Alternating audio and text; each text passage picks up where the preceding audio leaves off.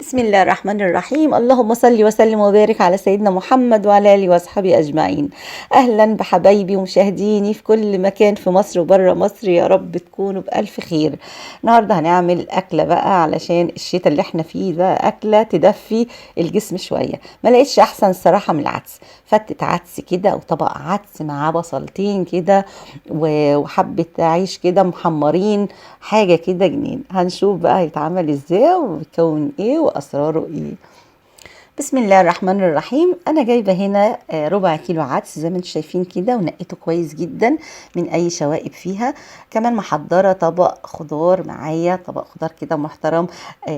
معايا طماطمايه كبيره، بصلايه متوسطه، بطاطسايه برضو متوسطه، جزرايه بقى اللي موجوده عندك، كام فص توم كده. ده بيبقى الأكلة متكاملة كده وجميلة. كمان معايا البهارات، معايا ملح ومعلقة ملح، معلقة كركم، معلقة بابريكا، معلقة مرقة فورية، وكمان نص معلقة صغيرة من الكمون عشان ما يمررش معاكي. تحطي نص معلقة صغيرة.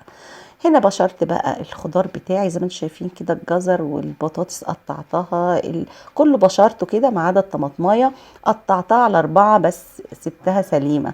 هنشوف ليه وعملتها انا كده ليه. غسلت بقى العدس بتاعي كويس جدا من الاتربة اللي فيه. وهنا حضرت المية بتاعتي، المية بتغلي كده، وهنضيف العدس الاول.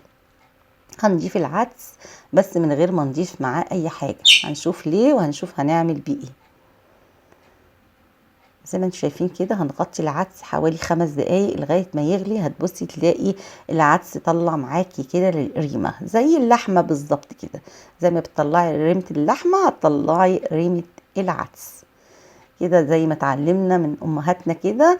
نشوفوا ايه اللي بيتعمل ونعمله. تطلعي ريمة العدس كده، ما تسيبيش فيه اي ريمة كده من غير ما تضيفي له اي حاجة. انا لسه ما ضفتش اي حاجة لغاية دلوقتي. طلعي الريمه خالص وتصفي الميه كده زي ما انت شايفاها كده، بقت الميه صافيه كده. هنضيف بقى البوكيه جرنيه بتاعنا، كل الخضار اللي انت عاملاه هتضيفيه للعدس بتاعك. بالطماطمايه الصحيحه دي زي ما انت شايفاها كده، اللي قطعتها على 4 ارباع بس سايباها زي ما بقولك شابكه في بعضيها. هتقفلي كده ونحط كمان، ما تنسيش تحطي البهارات عادي.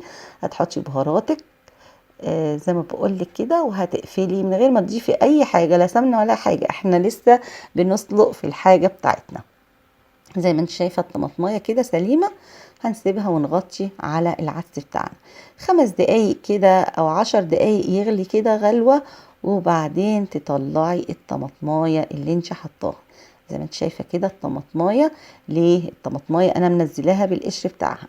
عشان القشر نطلعها زي ما انتم شايفين كده بتطلع في منتهى السهوله. طبعا لسه سخنه، هننزلها تحت الميه كده تبرد شويه عشان اقدر اطلع القشر. هتطلعي القشره بتاعتك كده هتطلع معاكي بمنتهى السهوله. هترمي القشره وهتنزلي طبعا الطماطمايه تاني في العدس بتاعك. هنضيف نكسر كده الطماطمايه وتسيبيها برضو تكمل سوا مع العدس والخضار بتاعنا. هتسيبيهم بقى وتوطي خالص بقى علشان العدس ما يستحملش النار العالية. توطي خالص خالص لغاية ما تحسي ان الخضار بتاعك استوى. يعني لو دوستي على البطاطساية كده ولا حتة جزرة هتبصي تلاقيها اتهرست معاكي، تعرفي ان العدس استوى معاكي، ان كله استوى معاكي. بعد ما استوى خلاص هتنزليه من على النار. وبعدين تبشري بصلايه صغيره كده ومعلقتين 3 سمنه حلوين، من ضمنهم بقى معلقه سمنه بلدي كده، يا سلام لو عندك. لان العدس مع السمنه البلدي ما اقولكمش بقى بيبقى جميل قد ايه. بس يا كوكو ده كوكو بتاعي بقى بيصفر لي عايز يتكلم. زي ما انتم شايفين كده معلقه سمنه بلدي مع الزبده بتاعتنا او مع السمنه العاديه بتاعتنا، اي سمنه عندك بتدي طعم حلو قوي. زي ما انتم شايفين كده هنحمر البصلايه يبقى لونها كده ذهبي غامقه شويه، يعني مش ما تغمقهاش قوي، الذهبي الغامق شويه. وتنزليها بتدي لون للعدس حلو. اول ما تنزليها كده وتقلبيها مع بعض شويه هتكوني طفيتي النار، او لا حتى مولعه النار مفيش مشكله بالهاند بلندر. لو عندك ما عندكيش في الهاند بلندر بقى يبقى هتستني العدس يبرد شويه ويهدى شويه، وفي الخلاط تضربيه كده لغايه ما ينعم معاكي خالص. انا عندي الهاند بلندر فسخن بيبقى مفيش مشكله.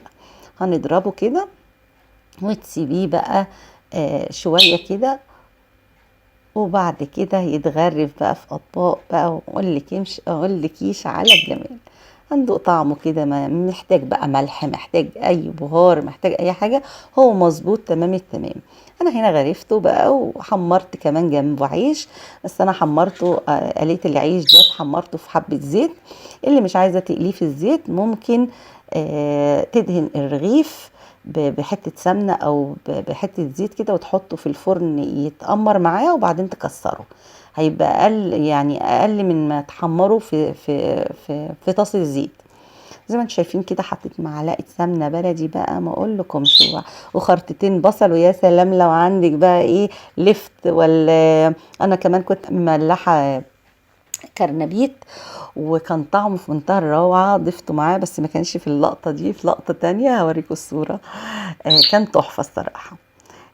هسيبكم في رعاية الله وحفظه. كانت معاكم فادية قاسم. ما تنسونيش في اللايك وفي الشير، ولو أول مرة تشوفي الفيديو ما تنسونيش تعملي متابعة، وتصبحوا على خير.